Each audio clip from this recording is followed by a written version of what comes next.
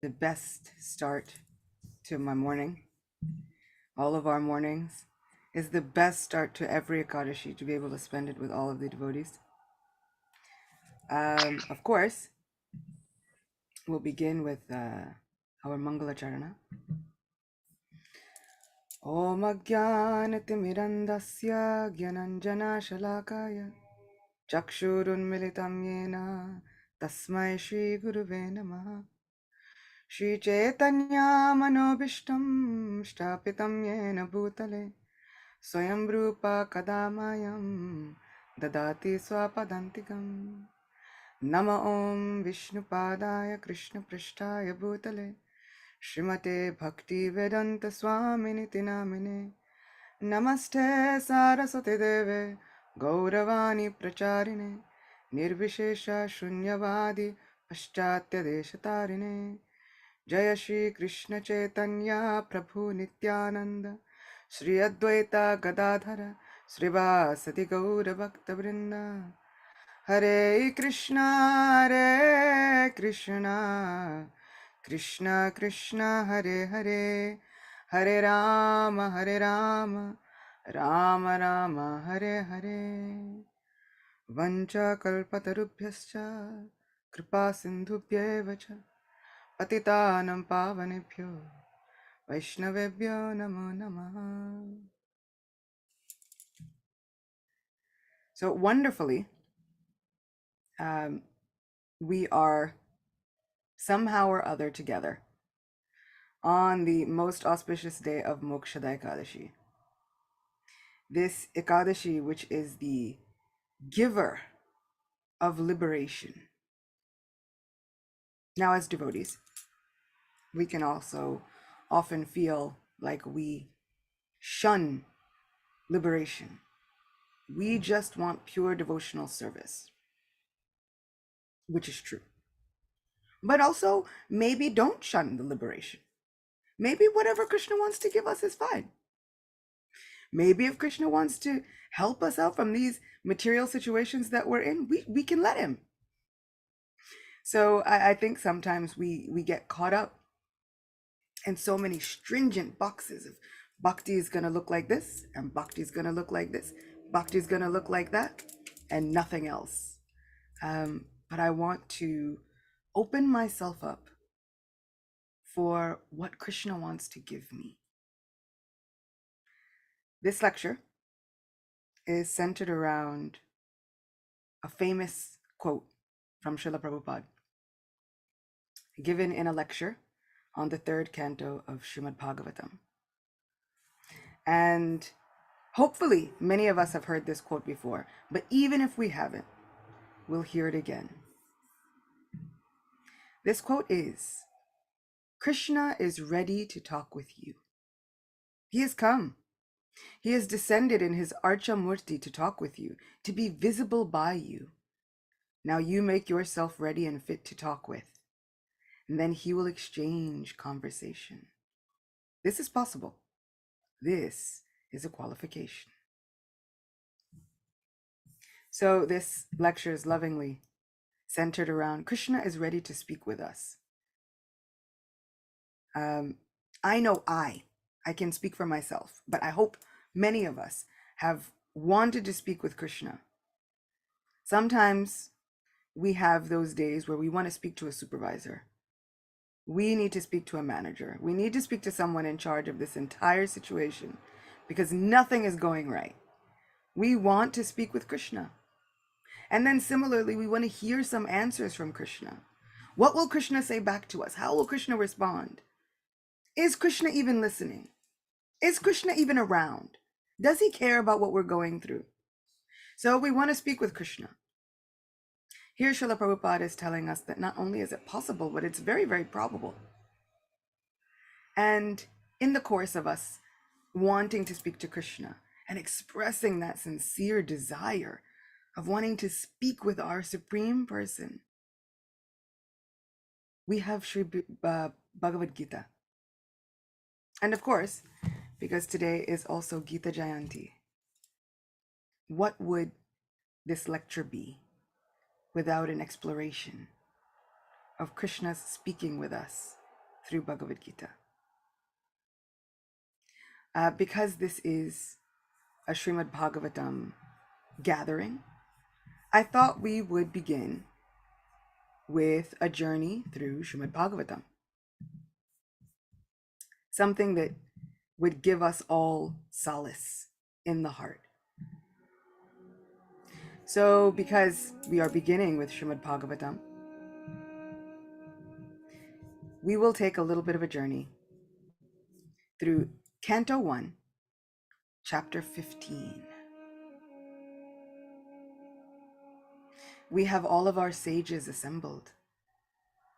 Suta Goswami is speaking. Arjuna, the celebrated friend of Lord Krishna, was grief-stricken because of his strong feeling of separation from Krishna. Over and above all Maharaj Yudhishthir's speculative inquiries. So Maharaj Yudhishthir had previously been asking. He was seeing some really, really uncomfortable omens, something signaling that something really unfortunate was occurring. Due to grief, Arjuna's mouth and lotus-like heart had dried up. Therefore his body lost all luster. Now, remembering the Supreme Lord, he could hardly utter a word in reply. With great difficulty, he checked the tears of grief that smeared his eyes. He was very distressed because Lord Krishna was out of his sight, and he increasingly felt affection for him. Remembering Lord Krishna and his well wishes, benefactions, intimate familial relations, and his chariot driving, Arjuna, overwhelmed and breathing very heavily, began to speak. Arjuna said, "O king, the Supreme Personality of Godhead Hari, who treated me exactly like an intimate friend, has left me alone. Thus my astounding power, which astonished even the demigods, is no longer with me. I have just lost him whose separation for a moment would render all the universes unfavorable and void, like bodies without life. Only by his merciful strength was I able to vanquish all the lusty princes assembled at the palace of King Drupad for the selection of the bridegroom. With my bow and arrow, I could pierce the fish target and thereby gain the hand of Draupadi." Amazing that Arjuna is now recalling nearly every incident of his life. Even though we may think within the Mahabharata, Krishna was not physically present at all of these things, Arjuna was very keenly aware that it was because of Krishna's well wishes, because of Krishna's favor, that he was able to achieve anything good in his life. Because he was near me, it was possible for me to conquer with great dexterity the powerful king of heaven, Indradev, along with his demigod associates, and thus enable the fire god to devastate the Gandhava forest. And only by his grace was the demon named Maya saved from the blazing Gandhava forest, and thus we could build our assembly house of wonderful architectural workmanship, where all the princes assembled during the performance of Rajasuya Yagya and paid you tributes. Your respectable younger brother, who possesses the strength of 10,000 elephants, killed by his grace Jarasandh, whose feet were worshipped by many kings. These kings had been brought for sacrifice in Jarasandh's Mahabhairav Yagya, but they were thus released. Later, they paid tribute to your majesty. It was he only who loosened the hair of all the wives of the miscreants who dared open the cluster of your queen's hair, which had been nicely dressed and sanctified for the great Rajasuya sacrificial ceremony. At that time, she fell down at the feet of Lord Krishna with tears in her eyes. During our exile, Durvasa Muni, who eats with his 10,000 disciples, intrigued with our enemies to put us in dangerous trouble. At that time, he, Lord Krishna, simply by accepting the remnants of food, saved us. By his accepting food, thus the assembly of Munis, while bathing in the river, felt sumptuously fed, and all the three worlds were also satisfied. It was by his influence only that in a fight I was able to astonish the personality of Lord Shiva and his wife, the daughter of Mount Himalaya. Thus he, Lord Shiva, became pleased with me and awarded me his own weapon. Other demigods also delivered their respective weapons to me. And in addition, I was able to reach the heavenly planets in this present body and was allowed a half-elevated seat. When I stayed for some days as a guest in the heavenly planets, all the heavenly kingdoms, including King Indradev, all of the heavenly demigods, including King Indradev, took shelter of my arms, which were marked with the Gandiva bow, to kill the demon named Nivata Kavacha. O king, descendant of Ajamid, at the present moment I am bereft of the Supreme Personality of Godhead, by whose influence I was so powerful. The military strength of the Kauravas was like an ocean in which there dwelled many invincible existences, and thus it was insurmountable. But because of his friendship, I, seated on the chariot, was able to cross over it. And only by his grace was I able to regain the cows, and also collect by force many helmets of the kings which were bedecked with jewels that were sources of all brilliance. It was he only who withdrew the duration of life from everyone, and who in the battlefield withdrew the speculative power and strength of enthusiasm from the great military phalanx made by the Kauravas, headed by Bhishma, Karna, Drona, Shalya, etc. Their arrangement was expert and more than adequate, but he, Lord Krishna, while going forward, did all this. Great generals like Bhishma, Drona, Karna, Bhurishrava, Susharma, Shalya, Jayadratha, and Bhalika all directed their invincible weapons against me. But by his, Lord Krishna's grace, they could not even touch a hair on my head. Similarly, Prahlad Maharaj, the supreme devotee of Lord Nrsimha, was unaffected by the weapons of the demons used against him.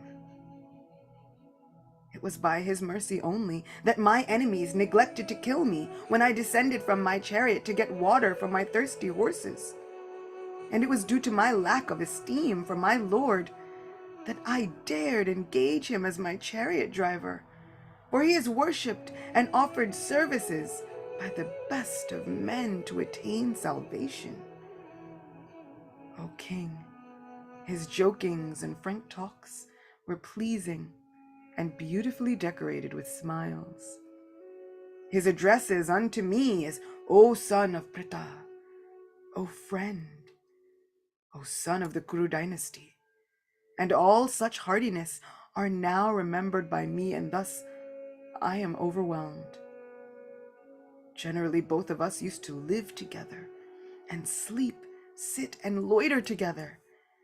And at the time of advertising oneself for acts of chivalry, sometimes, if there were any irregularity, I used to reproach him by saying, "My friend, you are very truthful." Even in those hours when his value was minimized, he, being the Supreme Soul, used to tolerate all those utterings of mine, excusing me exactly as a true friend excuses his true friend, or a father excuses his son. O Emperor, now I am separated from my friend and dearmost well-wisher, the Supreme Personality of Godhead, and therefore my heart appears to be void of everything. In his absence, I have been defeated by a number of infidel cowherd men, while I was guarding the bodies of all the wives of Krishna. I have the very same Gandiva bow, the same arrows, the same chariot drawn by the same horses, and I use them as the same Arjuna, to whom all the kings offered their due respects. But in the absence of Lord Krishna, all of them, at a moment's notice, have become null and void. It is exactly like offering clarified butter on ashes, accumulating money with a magic wand, or sowing seeds on a barren land. O king, since you have asked me about our friends and relatives in the city of Dwarka, I will inform you that all of them were cursed by the Brahmanas, and as a result they all became intoxicated with wine made of putrefied rice, and fought amongst themselves with sticks, not even recognizing one another. Now all but 4 or 5 of them are dead and gone. Factually, this is all due to the supreme will of the Lord, the personality of Godhead. Sometimes people kill one another, and at other times they protect one another.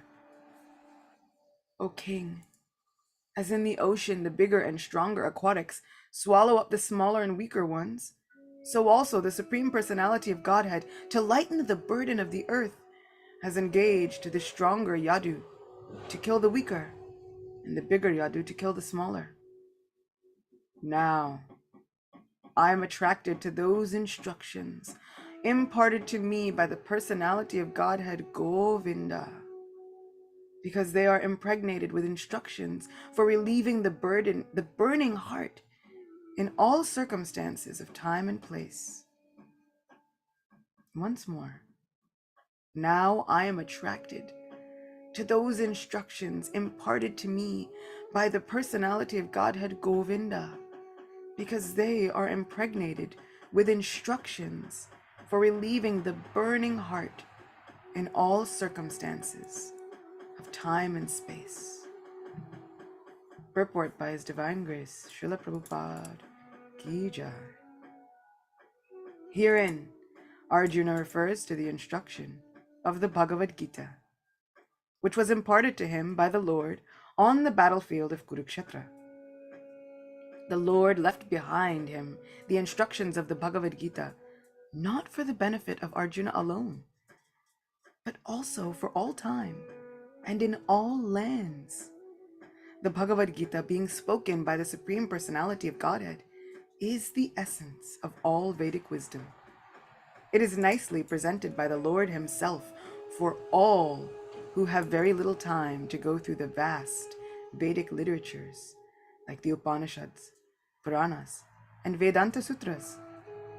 It is put within the study of the great historical epic Mahabharata, which was especially prepared for the less intelligent class, namely the women, the laborers, and those who are worthless descendants of the Brahmanas, Kshatriyas, and higher sections of the Vaishyas. I have decided to reclaim this statement. So many times we can think less intelligent, and then we get offended. But Mahabharata was made for me.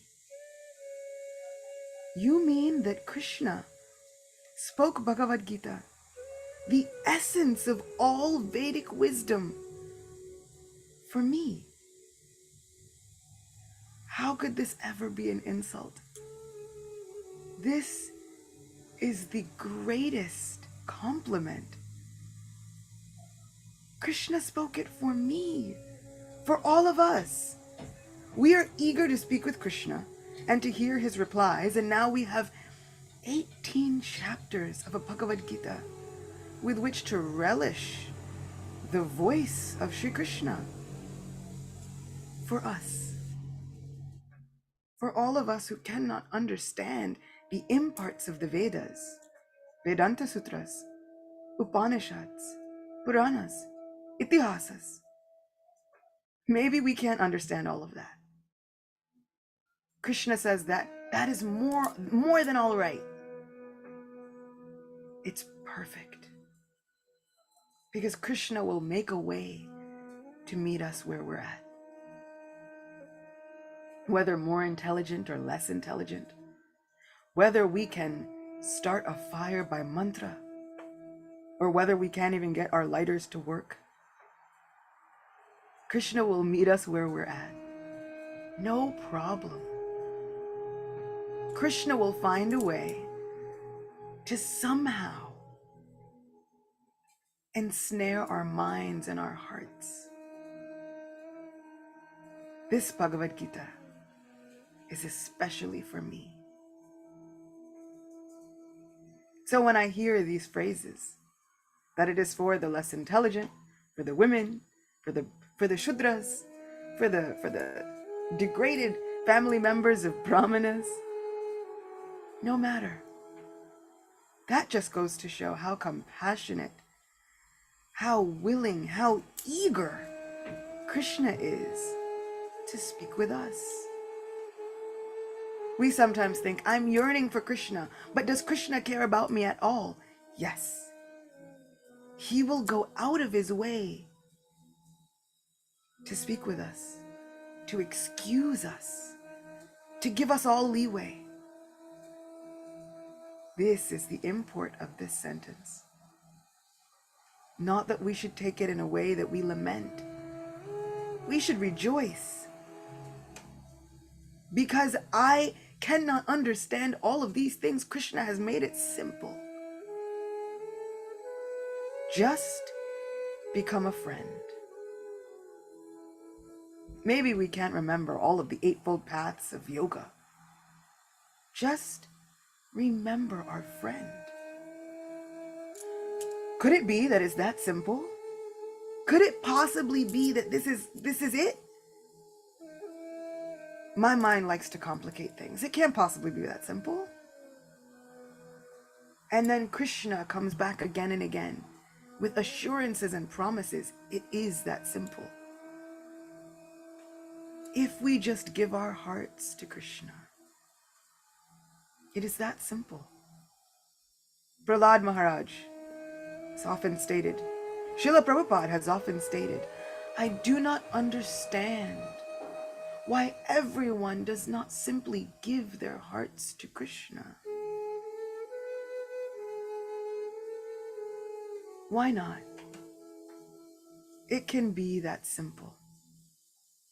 With all of our faults, with all of our hang-ups, with all of our missteps and misgivings, if we simply give our hearts to Krishna, even decorated as they are, with all of these bruises and batterings and dents from lifetimes of conditioning, if we simply gather up that heart and give it to Krishna,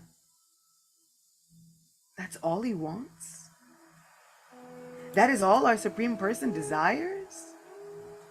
This heart? I don't often think of it as pretty. It's covered, it's got dust. I can't even see it clearly most of the time. But Krishna, as Arjuna's heart was described as lotus-like, Krishna sees every single heart in that same way. Within the 7th canto of Srimad Bhagavatam, Srila Vishwanath Chakravarti Thakur describes that at the time when Hiranyakashipu was wonderfully liberated by Lord Nrsimha, Lord Nrsimha took out, it is described, the lotus-like heart of Hiranyakashipu. If a demon like Hiranyakashipu's heart can be described as lotus-like by the Lord,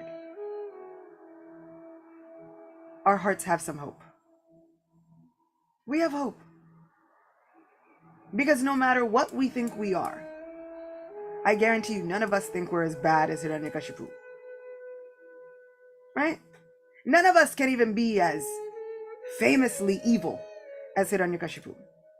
We may have done some things in our lives, but it's not like Hiranyakashipu. My Guru Maharaj, Radhanath Maharaj, likes to say, Hiranyakashipu would strike fear into all of the universes simply by the raising of his eyebrow. He says, you raise your eyebrow, nobody cares. Who cares? I've raised it. I've raised the other one. No one cares. Hiranyakashipu would raise his eyebrow in displeasure. Everyone trembles. So we're not that great. And if a great demon like that can have a lotus-like heart, then what to speak of us? Us simple, less intelligent folk. This is our qualification. We have a heart. And no matter what we think, Krishna sees the best in us. Krishna is rooting for the best in us. No matter what we think, oh Krishna, I'm unqualified. And I have so many disqualifications. And then again and again and again, Krishna says, just dedicate your mind, dedicate your prayers, dedicate your speech, whatever you do, whatever you eat, whatever you offer, whatever you give away, whatever austerities you perform, just do that as an offering to me. Krishna is consistently, constantly seeing the best in us. Maybe we can't do it for forever, but maybe just for this one day, let us see what Krishna sees.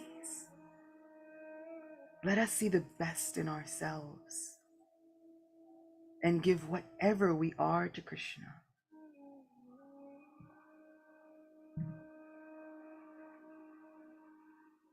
The problem which arose in the heart of Arjuna on the battlefield of Kurukshetra was solved by the teachings of the Bhagavad Gita.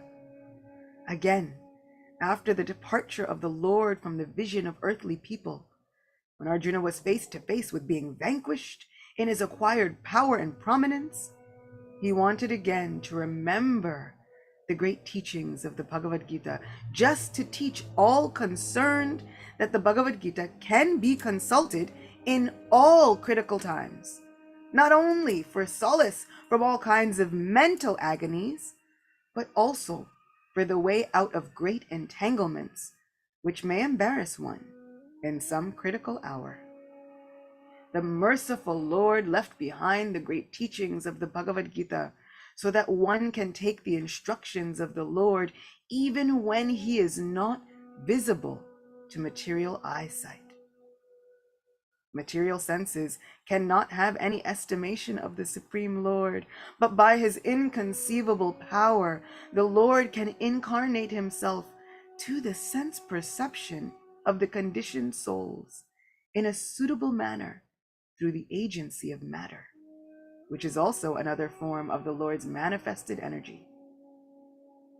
Thus, the Bhagavad Gita, or any authentic scriptural sound representation of the Lord, is also the incarnation of the Lord. There is no difference between the sound representation of the Lord and the Lord himself. One can derive the same benefit from the Bhagavad Gita as Arjuna did in the presence, the personal presence of the Lord. The faithful human being who is desirous of being liberated from the clutches of material existence can very easily take advantage of the Bhagavad Gita. And with this in view, the Lord instructed Arjuna as if Arjuna were in need of it.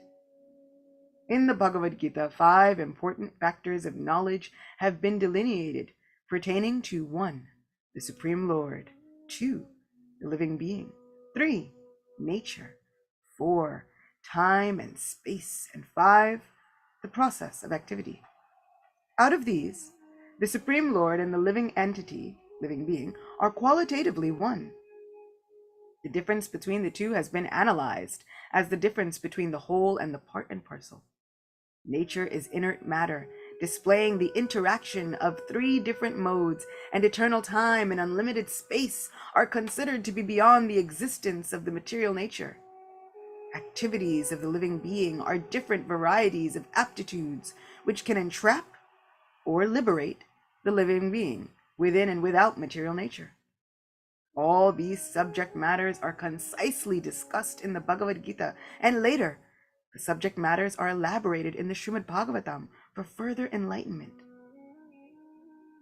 Out of the 5 subjects, the Lord, Supreme Lord, The living entity, nature, and time and space are eternal. Karma is not. But the living entity, nature, and time are under the direction of the Supreme Lord, who is absolute and completely independent of any other control. The Supreme Lord is the supreme controller. The material activity of the living being is beginningless, but it can be rectified by transferal into the spiritual quality. Thus it can cease its material qualitative reactions. Both the Lord and the living entity are cognizant, and both have the sense of identification, of being conscious as a living force. But the living being, under the condition of material nature called Mahatattva, misidentifies himself as being different from the Lord. The whole scheme of Vedic wisdom is targeted to the aim of eradicating such a misconception and thus liberating the living being from the illusion of material identification. When such an illusion is eradicated by knowledge and renunciation, the living beings are responsible actors and enjoyers also. The sense of enjoyment in the Lord is real, but such a sense in the living being is a sort of wishful desire only. Right? Once again, the sense of enjoyment in the Lord is real.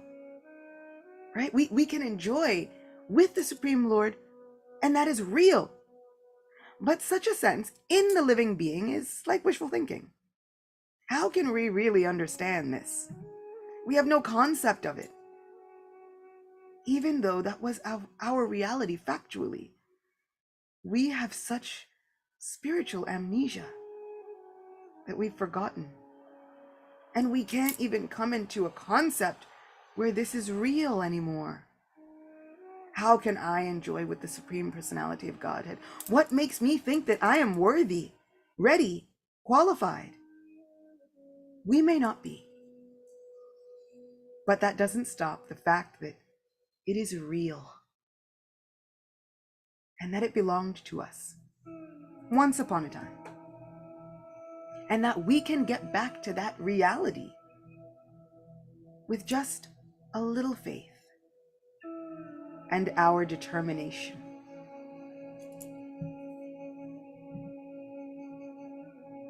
This difference in consciousness is the distinction of the two identities, namely the Lord and the living being. Otherwise, there is no difference between the Lord and the living being. The living being is therefore eternally one and different simultaneously. The whole instruction of the Bhagavad Gita stands on this principle. In the Bhagavad Gita, the Lord and the living beings are both described as Sanatan, or eternal, and the Lord's abode, far beyond the material sky, is also described as Sanatan. The living being is invited to live in the Sanatan existence of the Lord, and the process which can help a living being to approach the Lord's abode, where the liberated activity of the soul is exhibited, is called Sanatan Dharma. One cannot, however, reach the eternal abode of the Lord without being free from the misconception of material identification. And the Bhagavad Gita gives us the clue how to achieve this stage of perfection. The process of being liberated from the misconception of material identification is called, in different stages, fruitive activity, empiric philosophy, and devotional service, up to transcendental realization. Such transcendental realization is made possible by dovetailing all the above items in relation with the Lord. Prescribed duties of the human being, as directed in the Vedas, can gradually purify the sinful mind of the conditioned soul and raise him to the stage of knowledge. The purified stage of acquiring knowledge becomes the basis of devotional service to the Lord. As long as one is engaged in researching the solution of the problems of life, his knowledge is called Gyan, or purified knowledge. But on realizing the actual solution of life, one becomes situated in the devotional service of the Lord. The Bhagavad Gita begins with the problems of life by discriminating the soul from the elements of matter and proves by all reason and argument that the soul is indestructible in all circumstances, and that the outer covering of matter, the body, and the mind change for another term of material existence, which is full of miseries. The Bhagavad Gita is therefore meant for terminating all different types of miseries, and Arjuna took shelter of this great knowledge which had been imparted to him during the Kurukshetra battle. Now, that all sounds very well and good, and sometimes these purports have such incredible philosophy. They're lengthy, and I am not ashamed to admit that sometimes a less intelligent embodied woman like myself can get a little bit, what did we just say? What did we just read? Srila Prabhupada, what conclusions did you just come to? The good thing is, whenever I find myself becoming mind-boggled and baffled, I simply read. Why? Have you ever seen a play of the drama of Lord Nrsingadev? And whoever is Prahlad Maharaj is 5 years old. We get a small child, hopefully. You're not like a grown man, you know, sometimes it happens, right? But sometimes we get a small child and they speak such lofty philosophy. They say, "Oh, my dear father, king of the demons, I have heard from my great teacher that hearing, chanting, remembering all of these activities of the Supreme Lord are the essence of all spiritual realization." And we think, this is the sweetest thing I've ever heard. It's just so cute to hear a 5-year-old speak these spiritual truths. Am I right? I liken that to myself. Reciting these philosophical truths, which I might not understand. But my hope is that by simply reciting them, the Supreme Lord will think, how cute. This is adorable. I know they don't understand it. But just to hear this endeavor somehow might be endearing to my Supreme Lord. It might be endearing to my spiritual preceptors. And so even if I'm simply repeating like a parrot, everyone feels endeared to hear the parrot speak some words. We teach parrots these words, and then we think, oh, come now, repeat what I've taught you. And the parrot repeats. Do we know if the parrot understands? It doesn't matter. We simply are engaged and our hearts are softened by listening to a parrot repeat. I hope that I can just be like that parrot, like a 5-year-old. I may not understand it, but this repetition, this recitation is everything. It can accomplish everything on its own. This is Krishna. Sri Upanishad says Krishna can achieve the goals of any of his bodily activities with any bodily part, right? He can eat with his eyes, he can see with his ears, he can love through his holy name. So this recitation of Krishna's words can do everything. In this regard, of course, there is the famous story, and I'll end with this. Sri Chaitanya Mahaprabhu saw that there was an inwardly exalted Brahmin. I say inwardly exalted because outwardly, he did not look like a Brahmin at all. He's poor, in rags, destitute. And he was reading Bhagavad Gita every day. All of the other learned scholars were laughing at him. The Bhagavad Gita was upside down. And yet, this Brahmin was shedding tears profusely, like rivers flowing from his eyes. Sri Chaitanya Mahaprabhu inquired, "My dear Brahmin, what are you doing?" The Brahmin replied, "On the order of my spiritual master, I am simply reading this Bhagavad Gita every day. I don't know if I'm reciting it properly. I don't know if I'm pronouncing it properly. But on the order of my spiritual master, I do what I can."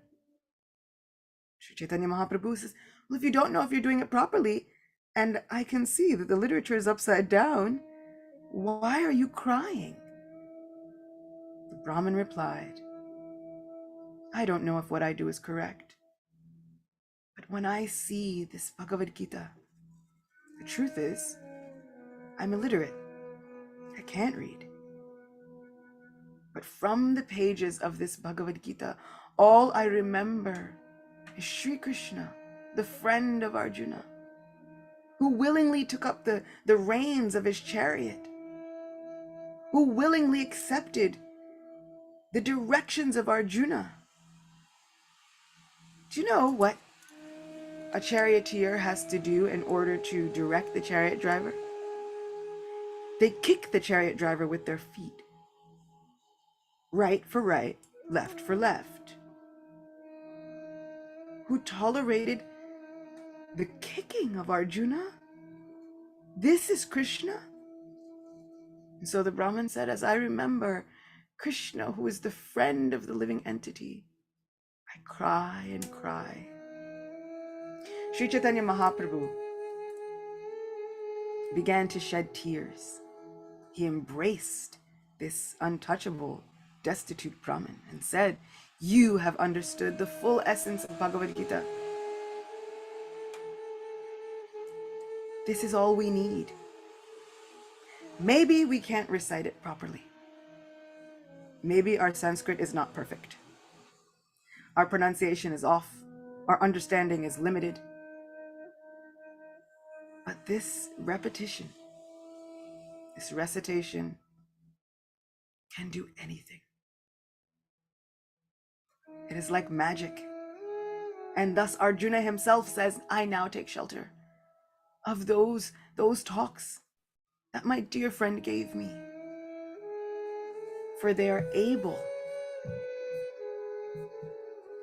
to relieve the burning heart in all circumstances of time and space. If we don't have faith that Bhagavad Gita can work for us in our lives, then that is our misfortune. On the authority of Srila Prabhupada, on the authority of our spiritual masters, on the authority of Arjuna himself, we have the promise that it can relieve the burning heart throughout all time and space. Shri Bhagavad Gita ki jai. Shri Gita Jayanti Maha Mahotsava ki jai. Srila Prabhupada ki jai. Thank you so much. Did you recite? Did you practice this class? Did you rehearse it? I did not. It was so great. We all felt like a flock of parrots trying to internalize and eager to repeat all the wonderful points that you made. Thank you so much. Okay, it's question time. Takeaways, reflections, questions. Unmute yourself. There's one question. The background music was really just off of YouTube. It's a YouTube video.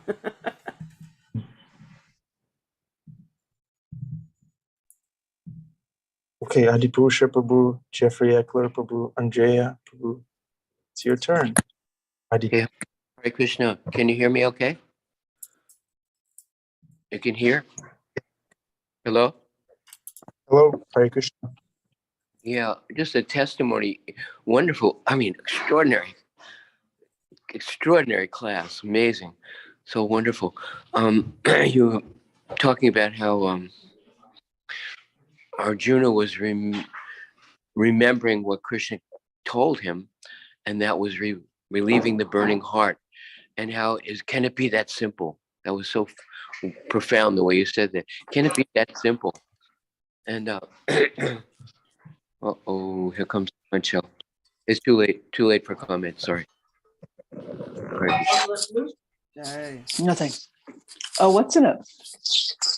Time for Concha Vlog. Okay, no, I don't want it. Thanks.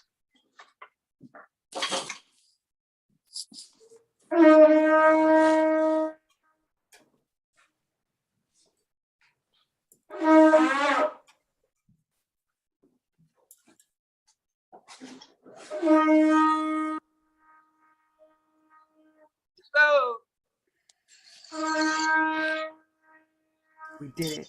We did it. I had faith the whole time.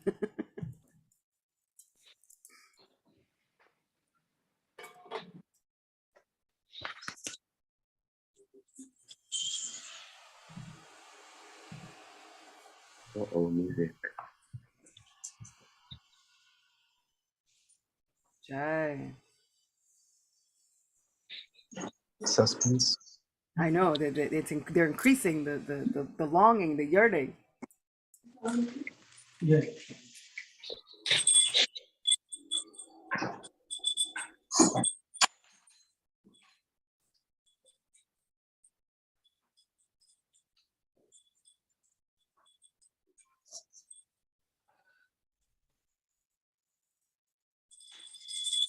Krishna's checking. Do you really want it? do we really want it?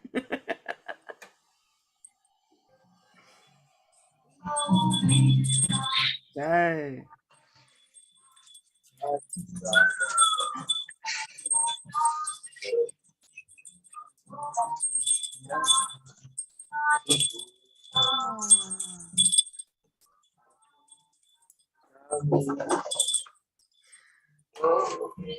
Fun fact, Shishi Radha Murlidhar are wearing a dress made by my mom.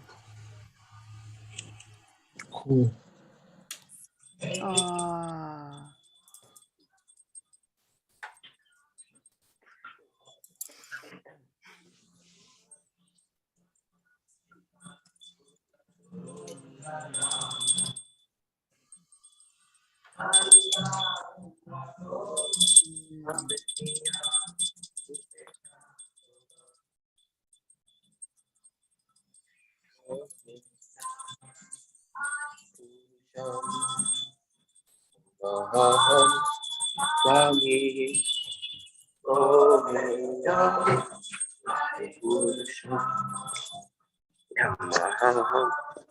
Thank you, Adipusha Prabhu.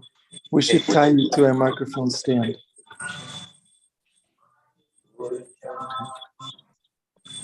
All right, so let's have a little takeaways time.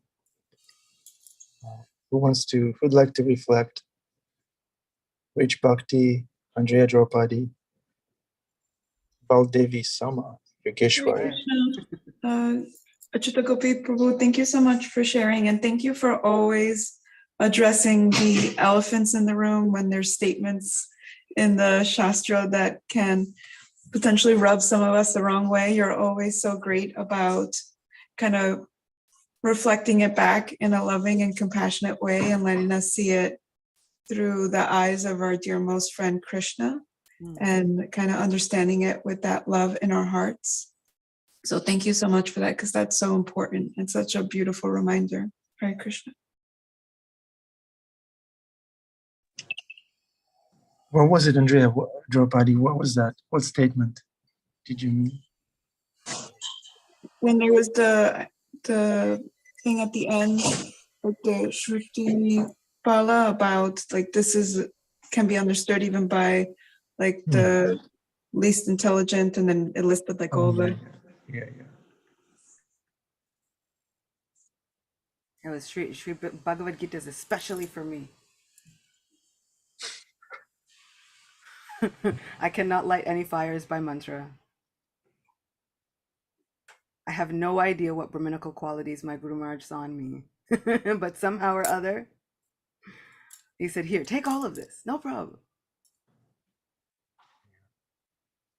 There's no question he's empowering you. It's fantastic.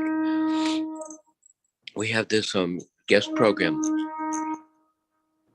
So last night we had 50 guests there, and each person who comes in, we welcome them, let them sit down in the dining room. And for the last 5 years over there, we go back into the office, into the back office, close the door, and then offer a little prayer to Srila Prabhupada. Please show us how to care for this person. This is Krishna's guest. Not to change them, but to change us so that we treat them properly. We think about them properly. We speak to them properly.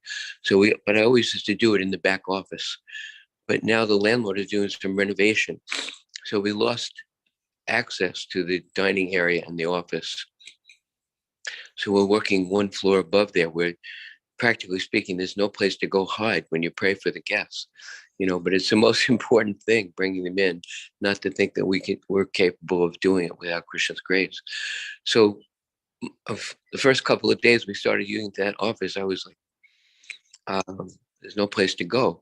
So I started doing this for the last few days, probably the last 40 people we brought in.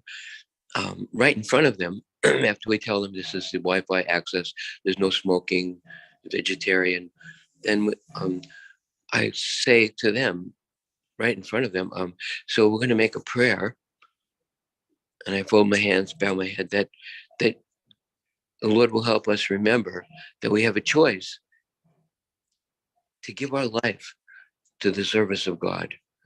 We say that right in front of them. Now, these are people from everywhere, Saudi Arabia and, California and, South America and Spain, Japan, and practically speaking, 40 people in a row so far. When I bow my head and fold my hands, most of them both bow their head and fold their hands. And then when I say, and let's remember that we have a choice to give our life to the service of God, then I look at them, like give them a little punch in the arm.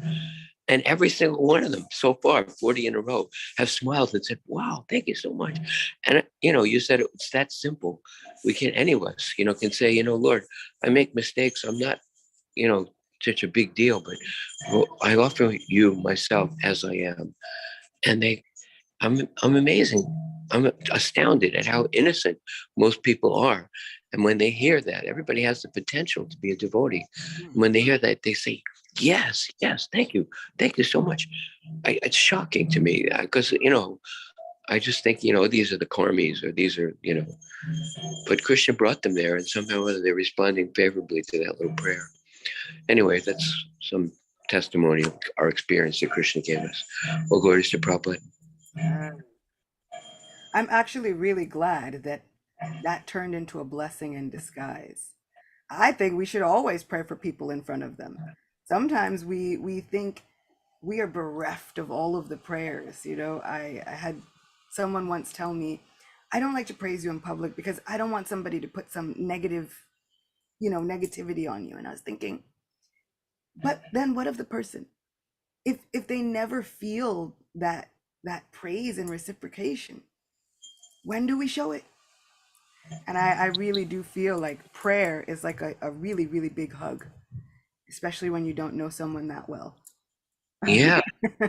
If people just walked in the door from anywhere, I was thinking back the other day, the different places I've had employment, and so many times in my life, I've had people say, I'm praying for you. And at that stage, I had no idea. I didn't have faith. I didn't have a spiritual practice. And I was like, what? But so many people have said that to me. I'm praying for you.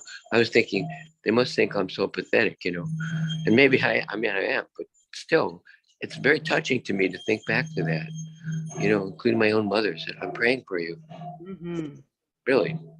Okay. Whatever that means, but here we are.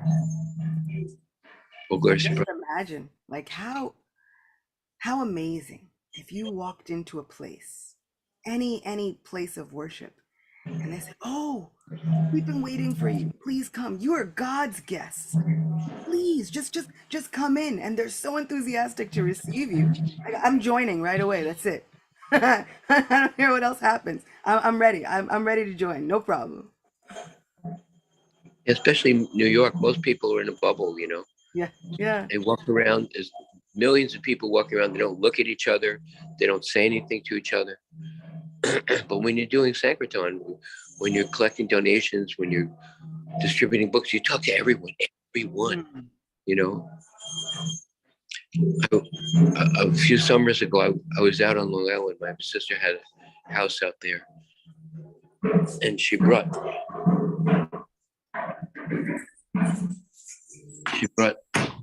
us to the beach. So we went to the beach, and there were all these people there. And I said, wow, you know, I've worked this beach on Sankirtan. I would come out here and go from one end of the beach to the other and talk to every single person on all the blankets, you know, one by one. Each one is on a little island, you know.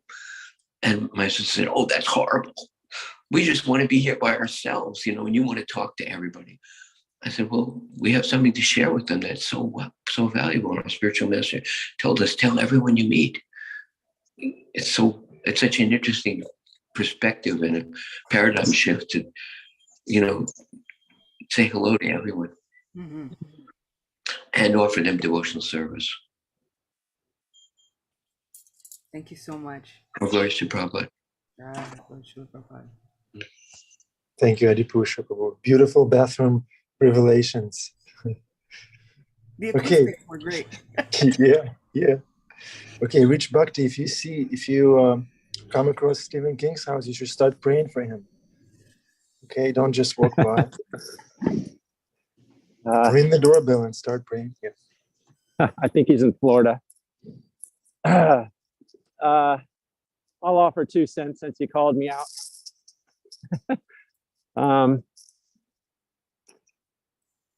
Just starting with today's opening premise. Krishna is ready to speak with us. And I think to something that Adi Purusha has been so wonderfully inspired to emphasize these last few days. He's been reflecting on all of this discussion. What is it that makes God all attractive? What is it that makes Bhagavan's opulence of beauty so prominent? And he phrased it the other day, so much is love God. Let us first remember that God loves us. And it's this, we may think it should be more complicated than this, but it's as simple for us. It's so mercifully simple for us. All we might need to do is to cleanse the filthy mirror of our hearts and reflect that love. I was in the 10th canto the other day reading of the rasa dance, and there's a line in there that I just hadn't taken notice of before, and it's describing at the height of the rasa dance, Krishna was like a child playing with his own reflections. And it just got me thinking on this topic of mirrors and reflections and our own dirt, and just recognizing, well, sure, what are our qualifications? Who knows? But we are, like it or not, know it or not, whether you recognize it now or later, sooner or later, you will remember that you are part and parcel of God and his eternal servant and his eternal friend. And there's no greater perfection than just reflecting that love. Hare Krishna. Thank you, Rich Bhakti. Jamuna Jha, you had your hand raised, or your wing. Hare Krishna. Acyuta Gopi, thank you so much for class. It was it was mesmerizing, really. I had two points that one was just when you said, when I don't understand, just keep reading. And I've always loved that. I feel something like Ganesham told me that years ago when he was doing the Bhagavad Gita class, and I was new, and he's just like, and I was like, particularly when it got to the 13th chapter, which bewildered me for quite some time. Now it's like one of my favorite chapters, actually. But I remember 13, 8 through 12, I'm like, oh, I love it. But I remember I'm like, huh? He just said, keep reading. And so it's true. And so then I just had a question, and it may be impossible to answer for you because I feel like it's impossible to answer for me. But is there like the one verse that you, in those times that you go and like, this is it, let me hear my dearest friend talk to me, that you pick up the book and you look for that one specific verse? I know it's hard to answer, but I just wonder, what might it be for you?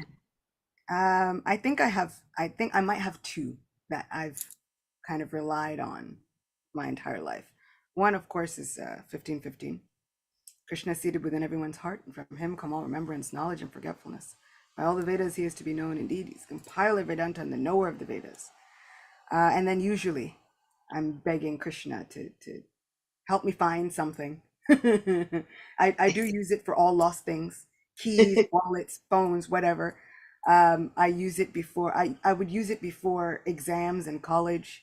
I used to use that verse before everything. I use it before meetings. I use it before speaking to people. I use it when I'm nervous. If I have to go speak something, when I first started giving these lectures, I would say 15:15 before every single time I would give these lectures. And then the other one is to those who worship me with their hearts, I carry what they lack and preserve what they have. And that one is definitely my go-to because I'm always lacking. So I just think of myself as a little mundane backpack. I'm small and pocket-sized. Just gonna go piggyback God and pray that he continues to carry me through. So I think those two, even though, we could spend our lives going through every verse of Bhagavad Gita and finding immeasurable sweetness, I think those two have really stuck with me. Thank you so much. It's wonderful. And What is it for you? What is it for you, Jimunajaya? Yeah. Oh, well, like I said, every morning I say 11:40, all obeisances to the front, from the side, from all sides. Oh, unbounded power, oh, master of unlimited might, you are all pervading, and thus you are everything. Oh. That's like Okay. every morning. That's my verse.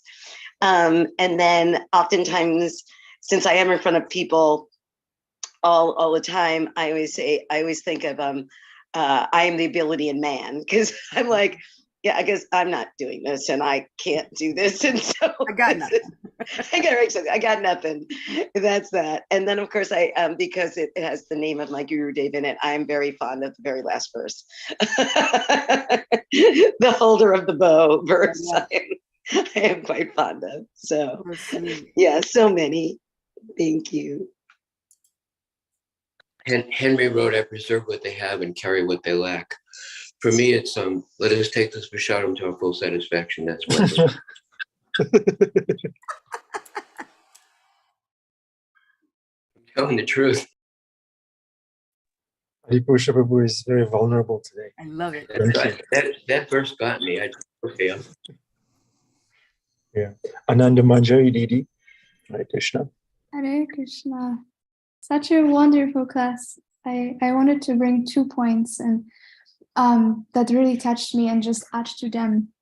So one was when you spoke like, what would happen if for every person who enters a temple, we have this sentiment of like, you are the guest of the Lord. We've been waiting for you. Thank you so much for coming. And it reminds me of the recent lecture I heard by His Holiness Radhanath Swami, which was titled An Empty Husk. He was referring to the analogy of an empty husk of a rice. And how if we are not cultivating love and trust and the attitude of service among devotees, if we are not actually approaching each other as like, I'm your servant and I'm here to somehow bring you closer to Krishna, and if that is not in our movement, there will not be attraction from the outside, because it's like fighting within our own family. And so that's what I wanted to add to that point. And then I also thought when you spoke about Krishna just being all attractive, it reminded me of the pastime that I heard recently that I never heard before, of Krishna becoming angry at Radharani.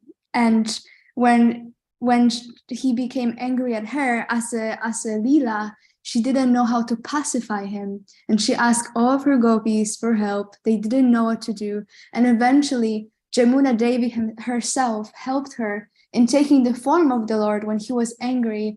And because she took the form of him to such a perfection, to like the most minute details, he became attracted to himself. And then she told him, well, I cannot be with you. I cannot stay with you if you are angry. So you first have to give up your man. And then as a blessing, Radharani said that she will forever hold a lotus flower that graces Jamuna's river in her left hand.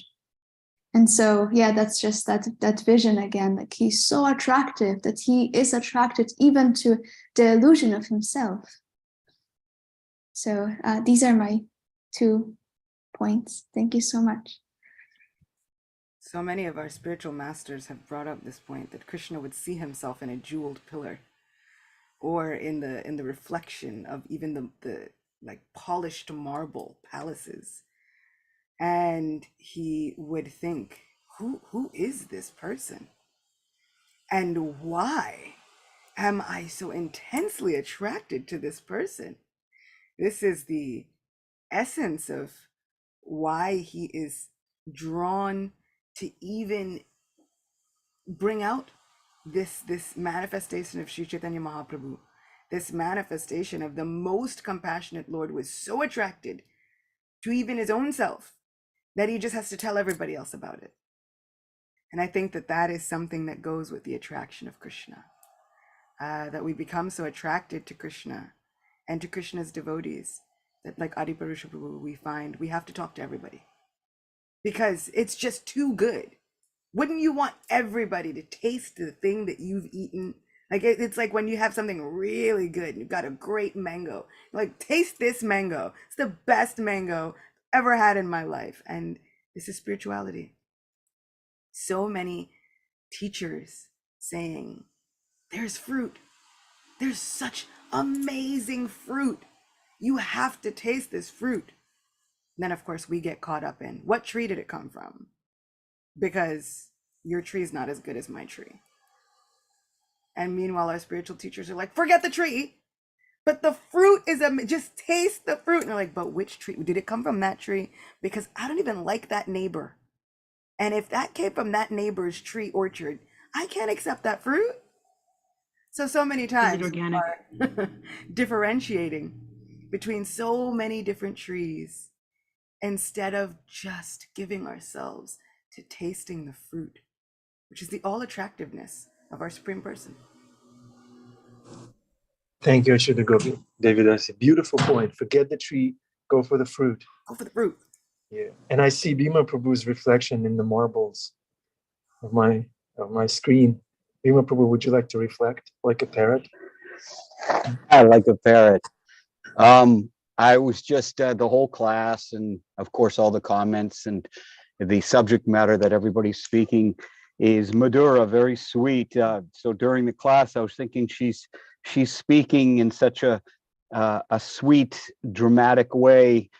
This narration. Then I started thinking about sweet things, and then I was thinking about the honey, and then I have some cereal, and I went and got my honey, and I poured it all over my cereal, but too much came out, but I had to eat it because I offered it, and now I don't feel so good, so I don't have much to say except